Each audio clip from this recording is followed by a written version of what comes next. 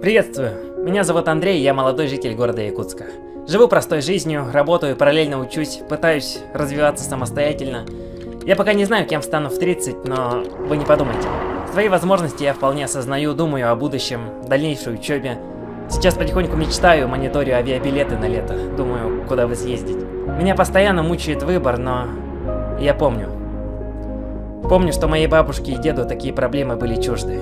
В моем возрасте его призвали в Красную Армию, и он прекрасно знал, за что сражается, как и более 30 миллионов его соотечественников.